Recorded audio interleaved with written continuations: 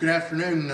I'm Dana Brewer. I'm the president of the Cloud County Historical Society, and this is more of our collection of interviews with people who live in Cloud County, Kansas, about their lives and their work here in Cloud County, and in some cases before. And I want to welcome today Susan Martin and Lorene Fraser and Bud Hefner. And we're pleased to have them with us today, and we're going to talk about a lot about schools, country schools, and what those experiences were like. So at this time, I'd like to start with Lorene, and then we're going to come back to Susan. Susan had a little different experience with country schools. She taught at a country school in Missouri, and she's going to tell us about that. Lorene, first of all, I understand you're 102 years young, is that right? Yes. I'll And be 103 the January the 19th next year. Well, our birthdays are just about a week apart then. Is it? Now, tell us how many years you taught school.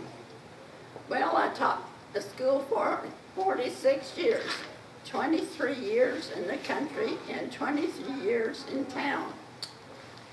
In the country, I also taught 19 years, and I taught the West Branch School, and that was Frank Carlson's school. I mean, he lived in that district. I had some of his nieces and nephews over there. And then I went over to District 44, which was Brown School, and I taught there for 19 years before I went to Garfield School in Concordia. And the reason why they put me in Garfield School in Concordia, it had multiple grades too. It had 2 grades in each room. And in the country, I had all the grades, but not all the time. Sometimes we only had 6 grades, sometimes it was 7. It depended on how many people came to school. And I think Bud told me that the one was only, the highest one was 18 I think it was 18 at one time I was in school. That was 18 students in the entire school, is that correct? Yeah, at one time. And they only come from practically a mile and a half away at the farthest. So the furthest student was a mile and a half from the school. Yes. Right. You mean every a mile and a half away was the farthest one of them? Most of them. Lorene, I guess that's right. I was thinking of the ones that came from District 50. Well, that's after they consolidated. Yeah, it was after they consolidated. Lorene, could you tell us about what was your day like? Tell us about starting your day teaching and then kind of how that went. Well, I guess I would say that it started at 8:30 in the morning by ringing the 8:30 bell to let the children know that they had a half an hour to come to school, either walk or ride their pony or what, so that they wouldn't be late, because they didn't have all these watches and everything those days like you do nowadays. And especially if you had snow or rain or bad, they needed that. Well, yeah, we got that. I got that done. But before, I had to, in the wintertime, I had to bank the heat, or should I say, the stove wood, because we just used wood to burn. And we started it with cobs and like that. And then it was warm in the morning when we got to school, if it was banked the night before. Well, that's part of the day that when springs and summer. Summer we didn't have school. Okay, then after 8:30, then school started at 9. We had the Pledge of Allegiance, the flag, and first, we lined up outside if the weather was nice, and then we came in and had the Pledge of Allegiance inside.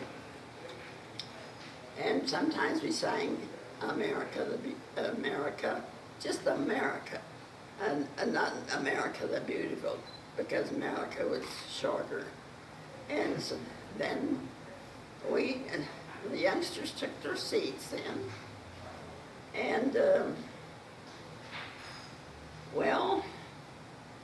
we had basic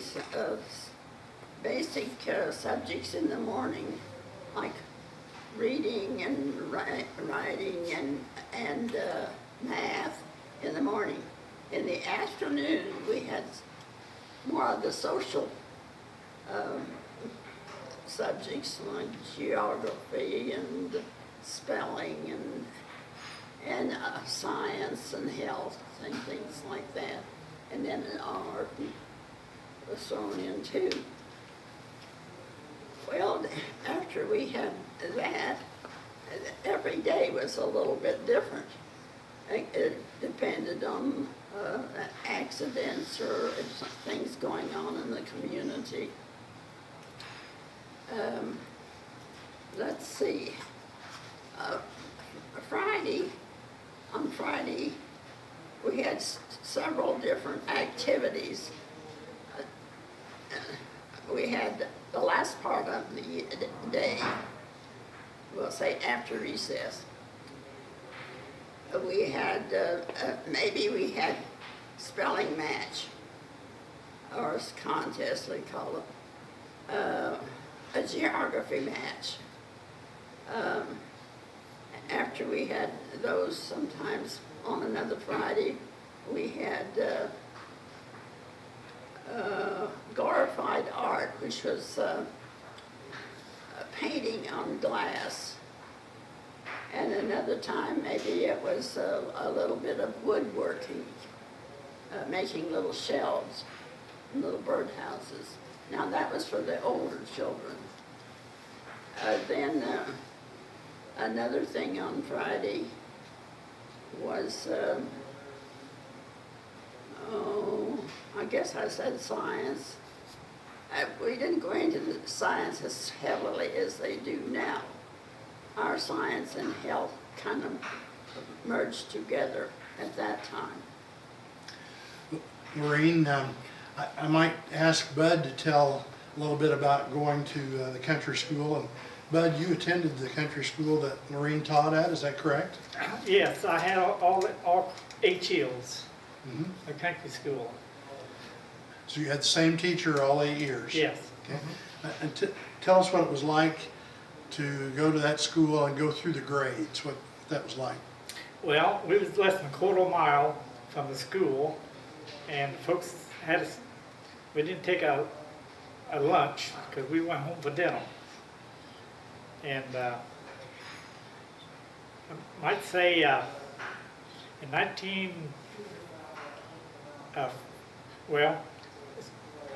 we had the 8:30 bell, and then she had the 5-minute bell before 9 o'clock. School didn't start till 9. And if I waited till the 5-minute bell, then I could run and still make it in time from my home. You had that worked out, you knew just how long it was going to take. Yes, Right. And I might say in 1941, when Roosevelt declared war on Japan, that was on a Sunday, and on Monday morning, we didn't know it till, radios were kind of new then, didn't use them too much, and she stopped down at the house, and I think Roosevelt would come on declaring war against Japan, I don't know, 9 or 10, like 10 o'clock Monday morning, So she took us all down to folks' house to listen to the to Roosevelt's speech on World War I. So you heard that right off the radio. Yes, off radio. Folks had a battery operated radio, so she took us all down there and sat on the floor in the living room and heard him give the. Now that battery operated radio, those weren't little batteries, were they? What kind of batteries were those? Used 6-volt car batteries. Right. Then had to get them charged up. And those were connected to the radio to make Yeah. it run. Yeah, 6-volt radios. Bud, what was it like to sit there maybe as a first grader and hear the other grades recite? We learned a lot from the older kids by listening to them. Yeah, she'd have a class come down like the 6th graders and sit on the bench down in front of a desk. They're off the stage. That'd be like this bench that we have over here. Is this a recitation bench? Yes, Okay. We have that here while we're giving the interview. Go ahead. And started out, I remember bought wood, and she banked the file, but then I don't know who carried the wood in. You did that before? We did went that. home? And during the war then, I bought wood, no electricity. We didn't get electricity in the school till 47. That's when we got electricity in the community in July of 47. That was rural electrification, Yes. was it? That's what brought the electricity out to the farms and out to the rural schools. Yes. And these kids there lived up close to where they lived. If it was cold, a lot of times they walked that about a mile and a half home. If it was cold, they'd help her clean up the school and everything so they get the ride home. Okay. Yeah, she had this Model A coupe. How many you get in that thing? Had a stick, you hold the trunk lid up, so 3 crawled in back there. That was called the rumble seat, wasn't Yeah. it, back there? Yeah. The deck lid opened up like this and there was a... No, it was just regular coupe. Oh, It regular, wasn't- okay, Yeah, no rumble seat okay, on that one she had. okay. How many you get in there? The 3 Charbonneaus one Well, time. the 3 Charbonneaus were back there, but then at times, when the Reeveses lived there, there was Jeannie Reeves and Donnie Reeves. They sat around the big cream can because I had to take the water to school because the water wasn't good at that time. So you were wondering about how that wood got in there. We did that in the evening after school was out. The ones who rode with me and myself, we brought the wood in and we had the place there by the stove where we had the chunks of wood and then the kindling wood, which we started with this, the banking of the fire with kindling and corn cobs too. But not too much. So as teacher, you are basically the teacher, the principal, and were responsible for seeing that the school operated as far Yeah, as that's right. having wood and having water and all those things. And yeah, we're having water too, and that was quite a thing because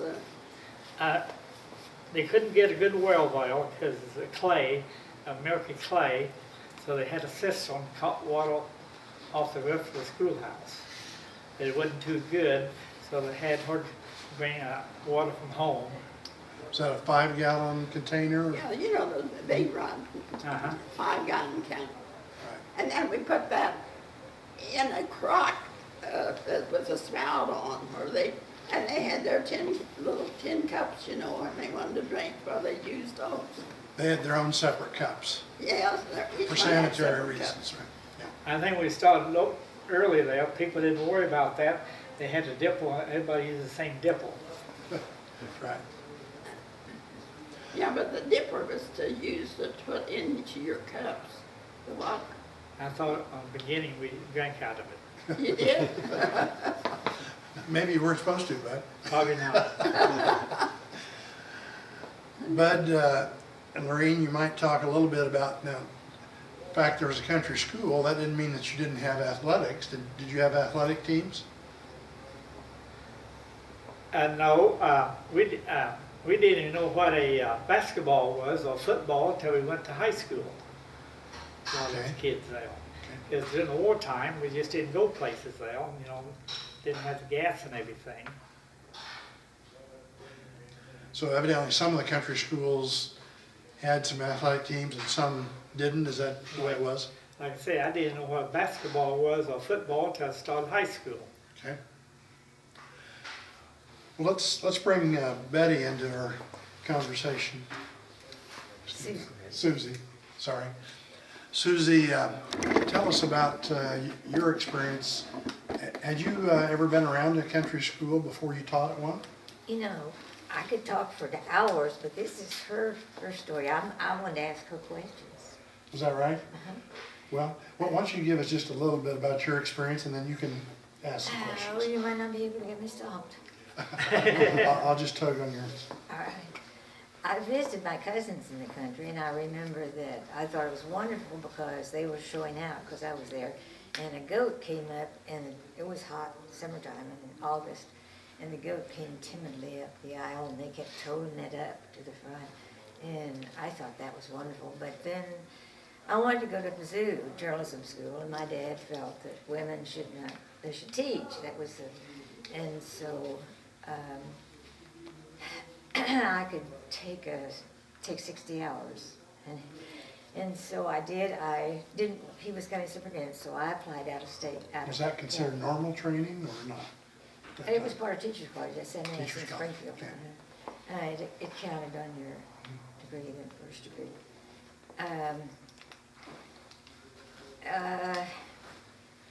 It was all these things I wanted to ask her about to see. I remember the first day, I got 3 or 4 schools. I got hired, so I took the one with the most money. And I remember. Which is how much, roughly? I think it was $90 a month, and I thought I $90 a was month. rich. Yeah. It was a good salary for them. I remember sitting there the first morning, terrified. It was way down in the country. I could hear a train going by real lonely through the hills. I didn't know what in the world I was going to do when I went in. And I knew we said the Pledge of Allegiance. I couldn't sing well. I didn't want to sing. So anyway, we were talking, and the big boys were talking about how that they, in the next district, the boys had run the teacher off. So I thought about it, and I said, I just know that you wouldn't do that here. And I know I could depend on you. And I sure could. Of course, I never tried to paddle them either. But then they carried the Were a wood. few of them bigger than you were? All of them. And they carried the wood, did the fires clean. Those kids were, it was a wonderful education. Those kids were so appreciative and so fun and eager to learn.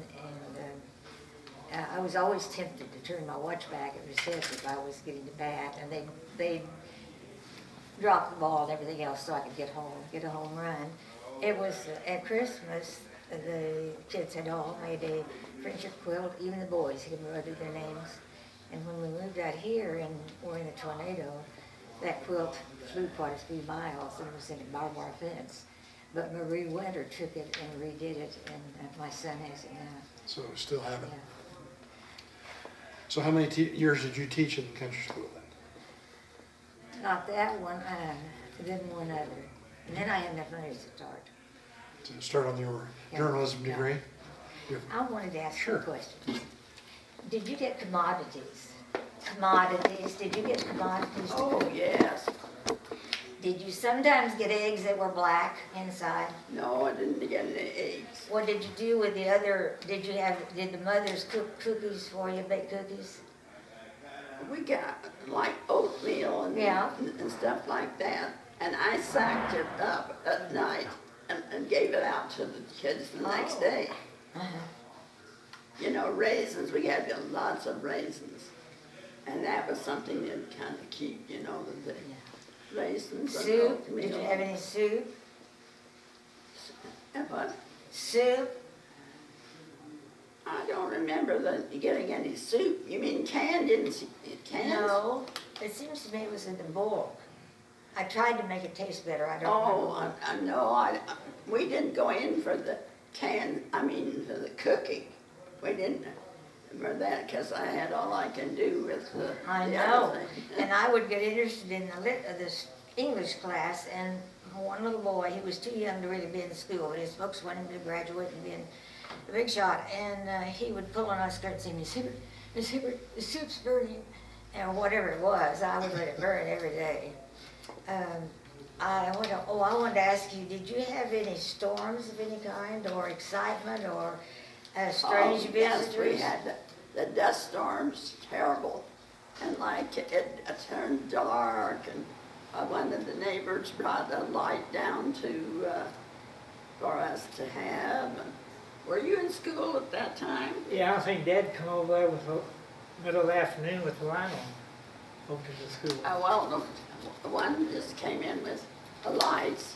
And that was another thing, you know, when we had anything at nights, we had to bring our own lights, like mantle, things like that. You wanted a good light. But we got through it. And that was during the Dust Bowl days, is that correct? Well, and all until we got up to the electricity, we had to furnish our own lights. But I mean, the dust storms, was that during the Dust Bowl time? Yeah, 30s and early 40s? yeah. Yeah. 30s to, when did it end, 35 or 6? Okay. I was going to ask you too, Lorene, you didn't cook at the school, did you? No, because if I had to cook, I couldn't, I had to let other things go, you know. So did the kids bring their lunches or else go Oh, home yes, like they Bud brought did? in dinner pails in sacks, and they had these syrup buckets, some of them had, you know, whatever they should have. Just something to carry their lunch in. Yes, they carried their lunches. Yeah, it was, I call those days like they call them the homeschool now. We had a homeschool back there long ago with all the kids. But that's one thing, we had a bunch of parents out there, and they had good kids, because you couldn't stay in a school that long without having good people. Because you know, some of those rural schools, they run the teachers out. And that's why I say that we had good people out there, didn't we? But So your parents backed you up as far as discipline and things? well, not my parents, because we were in district. I mean, the parents of your students? The parents of the students, they were the ones that backed you up. And you had a school board, didn't you? Yes, his dad was on the school board all the time I taught, I believe. Yeah. And Carol Carlgren, you know him, and Glenn Smith, and Ralph Pay, you remember him? And who were some of the other ones there? Probably put C.L. Larson on now. See, they moved out there about 42, out there to the farm, up on the hill. I don't know whether he was on the board or not. But that was another thing. The teacher had to go and get a paycheck at the end of the month to the board. You know, you'd meet the board at their home. Okay. I don't know whether we went to your place because you were so close to school, but anyway, I remember going to Carol Carlton, you know him. Remember him? He was a good fellow. And the board was really good, and they kept their jobs a long time too. So the school board was meeting and you would go to that meeting and get your paycheck? Is that the way it was? No, I'd go, like when I'd go over to Carlton's, I'd just go by myself, and maybe he'd be out in the, you know, in the barn or someplace. Well, he'd come in and give me my check. So he was probably the treasurer at that time? Well, I don't know whether he was treasurer or not. The board might have made this check ahead of time. See, Okay. I don't know. I think my dad was the clerk of the school board, and he wrote the check. Well, I didn't know. And I how it was just signed, got I don't know how it was signed or anything. And I started in 1930 And my first check was $75 a month, but then it went down. See, the storm, I mean, the 30s were coming in. They were already The there. Great Depression. And let's see, the next check, I think it was about 67 and 50. And I think I got down to $65 I was thinking A one, month? I was thinking it's down to $50 a month. If No. Dad wrote up the checks. I don't It's so close remember there. getting that low. It could be, but I don't don't know. know whether it was that. I was thinking 65, but that's anyway, Could it have was been. a lot less than it is now. Was the pay better when you came into town and taught in town? You know what? Was the pay higher when you came into town? Oh, yes, let's see though. I think it was, but when I came into town, it was 9 months school. See, in 1943, we had 8 months school. And then in 1943, after that, why, we had 9 months school. So there, see, I think it was 2880 for a year. 2,880 for a year? No, 20. It was just 28. 2,880? Yeah. But back then, when she started school, all you had to have was a high school education, right? You could start teaching out of high Take the school. exam. Yes, but you had to agree to go 8 hours every summer. So then my summer. Well, that come on later, I think. No, I had to go the first right Oh, after. you did? Mhm. Okay. Until I got the bachelor's degree, and then I got that in 1955, and I kept on going in the summertime, and I got a master's in 1959. I see. And we had to drive. The way I got there, I went out to Hayes, but I went to about 6 other schools around. At night, you know, I went to John Trost, and I went down to Miltonville. That's when they had the school down at the The college. college? Mhm. Yeah. And then I went to Emporia, and I went to Marymount, and I went to Hayes. See, I had to get all those 8 hours each year, each summer. And it was mostly summer. But sometimes we'd go on Friday night, ride out on Friday night, and then I'd take a class on Friday night and on Saturday. So that's the way I never went to a full, should I say, residential in the summertime or in the wintertime. It was always through correspondence or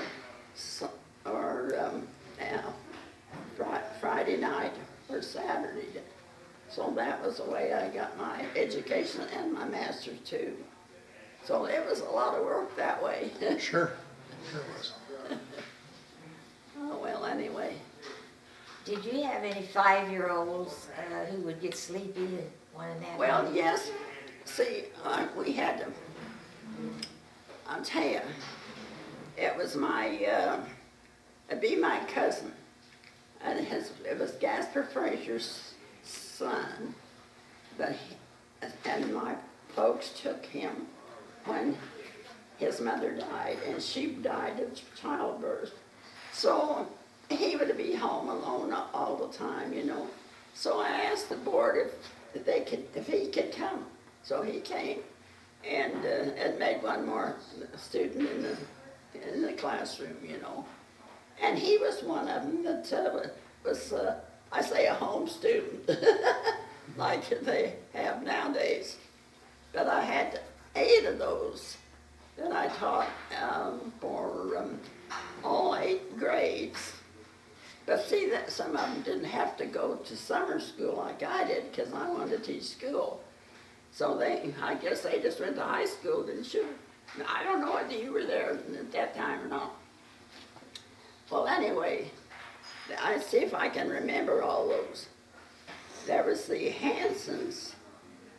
There was Helen Hanson, Ray Hanson, and Jean Hansen.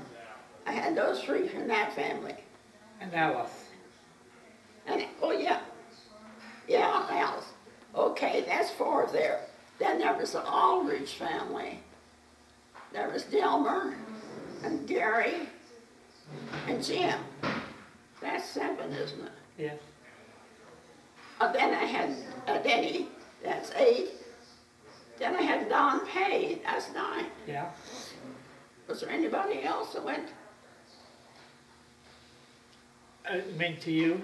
Well, there's I mean, a whole 8 years. oh, The homeschool, I call it. yeah, because I talked to, I think that's about all that went the whole. You see, you had to be coming to school when I was teaching there in order for you to be 8 years. yeah, because Ray Hansen was a year ahead of me.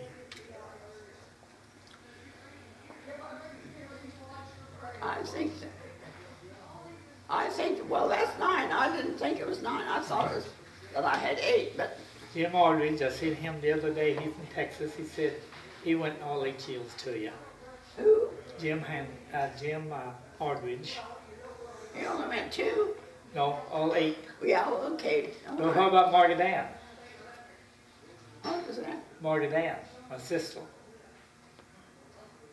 Did she go all 8? Didn't she move? No. Well, she must have been 1 too then.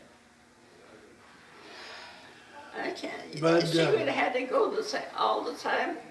See, she might have been. No, she wasn't. She wasn't there after I left. She wasn't. Whatever. She had already graduated. So maybe she was 1 too. I don't. I think so. I could I be don't wrong. remember that. Let's, There's too many things to remember. let's talk a little bit about how the country schools were organized. We said that there was a school board for each one of these schools that were just a few miles apart out in the country. How did they raise their money to pay the teacher and keep the school building maintained? They had to work up a budget and present it to the township or whatever it was, or to the county. And then there was a tax levy, is that correct? Yes. Uh-huh. To support the school. Right. Now the grade schools had a superintendent at the she had an office in the courthouse. That was for the whole county? Yes. And she come out once or twice a year and visit the school. Who was Marceline Campbell? Oh, I can name lots of them. I can name about all of them. Let's see, Jane Collins was the one who was a superintendent for a long time, even before I entered school. And then there was Harriet Wood, Marcine Camel, John Trost for a little bit, while, Oh, it was. yes. And then there was, Cappleman, was it? the Campbellman was one, but there was another one. I think he's still alive. Was it a little bit unusual to have women as county superintendents? I was thinking that was probably mostly men back then. Am I wrong? Well, see, Jane Collins, this was about her last years there. And then there was Harriet Wood. She didn't stay very long. Marcine Camel didn't stay very long. This Kaufman, you know, Don Kaufman. Right. Is he still alive? No, he passed. Well, okay, I think he was one of the last ones. Lorene, when you started teaching, were you allowed to be married and teach at that time? I don't know whether they had any ruling or not on that. I don't know.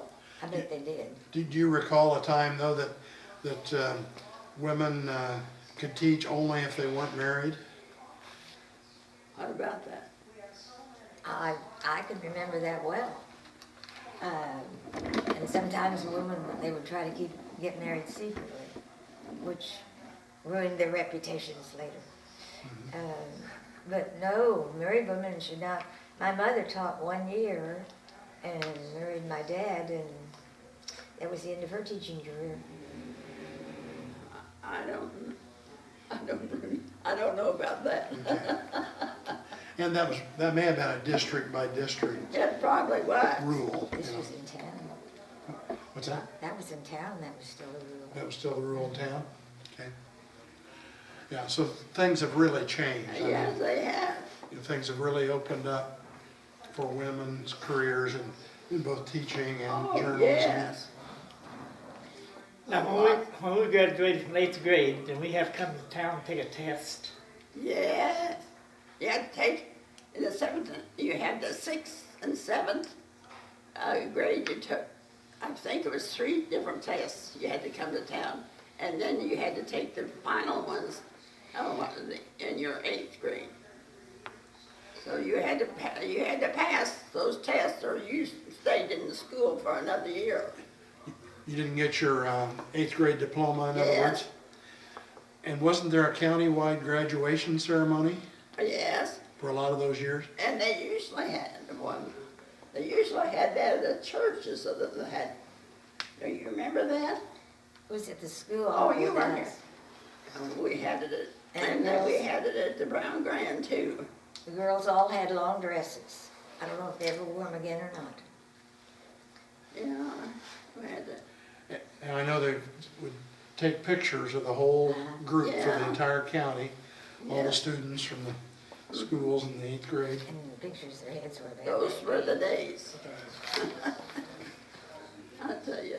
Yeah, all the boys in summertime went barefooted and had to buy a pair of shoes for stud school in the fall.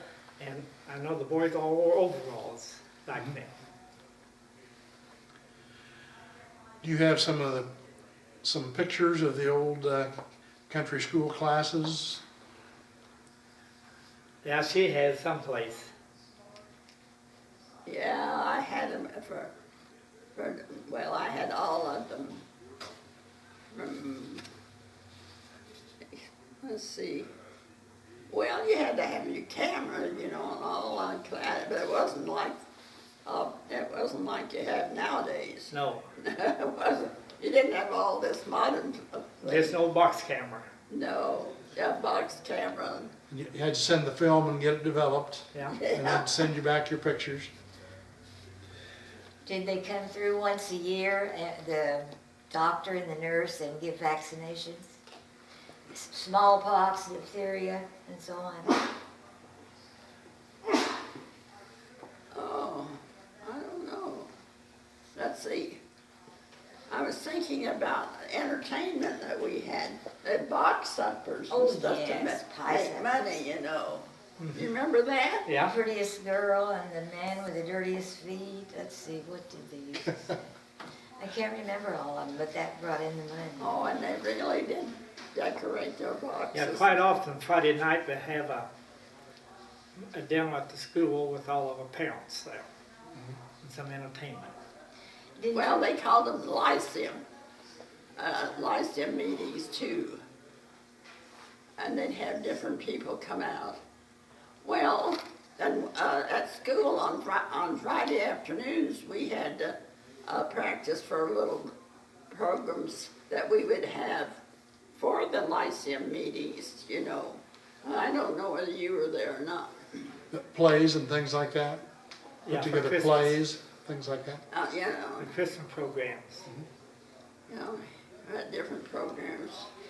Didn't you ever have any exciting things happen, like somebody nearly cut their toe off, a finger off or something when they were trying to make something for Mother's Day, or somebody got real sick? You didn't ever have any emergencies?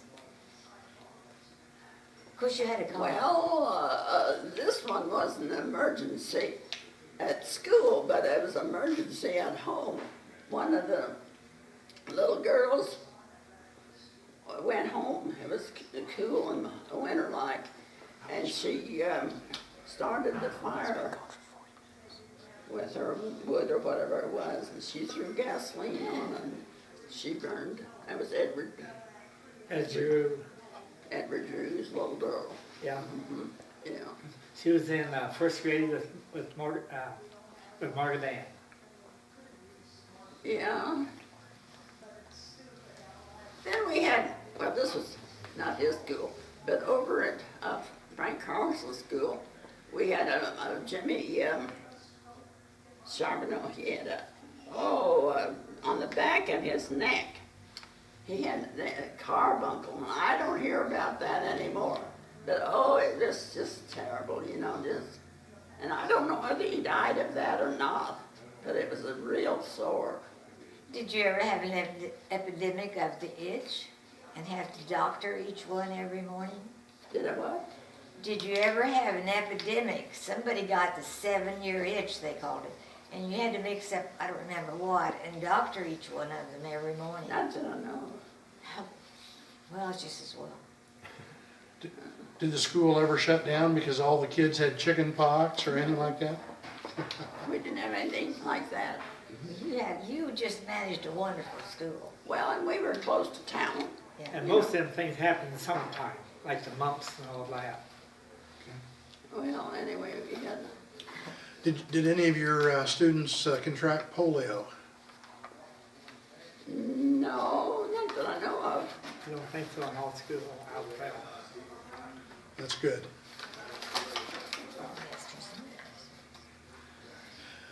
Explain a little bit about the box suppers. What's the significance of the box and what was in it and what did they do on the outside? Well, one of them was they made the box as an airplane. That was really something, and they put their food in there. And those decorators and like that made lots of money, So they would auction those off, Oh, yes. okay, to the highest Well- bidder, and then they go to the next box, and whoever's box you bought, that's who you That's ate who with? you ate with. Okay, Yeah. And if it's a popular girl that's brought the box, why, and a popular man that wanted, well, they had made a little contest there too. The rest of the men would run the price up. He had to pay dearly. yeah. Oh, gosh. Yeah, there was lots of things to, well, anyway, it was nice to have that experience, and I can understand that the improvement that the schools are going through now too. That's they have about everything you wanted to take a class in. They even start them at it's a 3 months old, and I think, oh lad, 5 years was the highest that let them come to school, and now here they are almost at 3 months.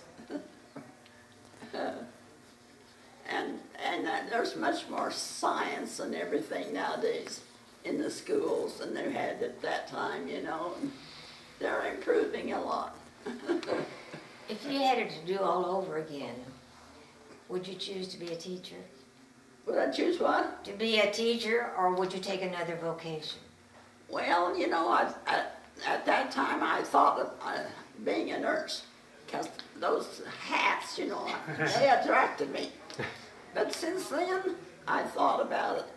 I'm glad I taught in school, because there's things, there's problems with that profession too, Yeah, There's nothing like working with boys and girls. yes. And you learn as much as they do, It's nice in other to, ways. well, Have a lot, anyway, I think everybody should have a nurse in their family now. Lorene, have a lot of your students kept in touch with you over the years? Well, I wouldn't say I kept in touch with you, because around here they kept in touch with me that way. But, they move around, they get away from here, so I don't know whether, now for instance, when we were talking about Jim Aldridge, well, he's down there in Texas, isn't he, Texas, and like Don Pay, remember him? He went to New York, and he was an artist, of some kind of an artist. Okay, I had two ministers. Well, there's Bob Burns. I taught him too. And then there was that Jeff Owens. I taught him, and they both ended up ministers. See, but they were in town. They were not out. See? So we had a. It was well. I tell you, I had some experiences getting stuck in the mud too, but not in his school, in Frank Carlson's school. You know, that was west of the District 11. I mean, District. Yeah, that's outdoor roads back then, country roads. Yeah, they had their problems. Country roads, maybe that's a good stopping point. I want to thank Lorene especially for coming and sharing her experiences of 46 years of teaching in Kansas schools here in Cloud County, Kansas. And Bud as a former pupil of hers and sharing his experiences about the country schools. And appreciate having Susie Martin here to help me with the interview. So I was delighted. thank all of you. Thank you. Well, this was enjoyable. It was nice that all of you could attend. And I hope you'll succeed in your profession too. All right. Thank you for your patience. Yes. Yeah, I understood they wanted for an interview, and she told